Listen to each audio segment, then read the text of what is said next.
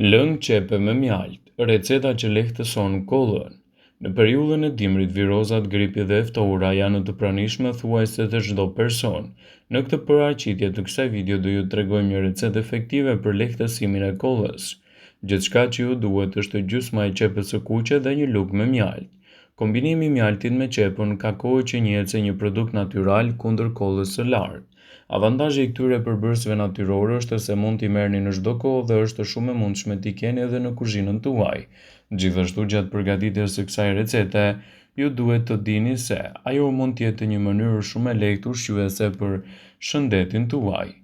Për të përgatitur këtë recetë, ndiqni këto hapa: grini në blender gjysmë qepe, më pas një nap kulloni lëngun e qepës e bashkoni me një lugë me mjalt. Mund ta konsumoni atë, por nëse vuani nga tensioni i ulët, ekspertët këshillojnë që më mirë mos e përdorni në recetën tuaj pasi mund të ndikojë në gjendjen tuaj shëndetësore.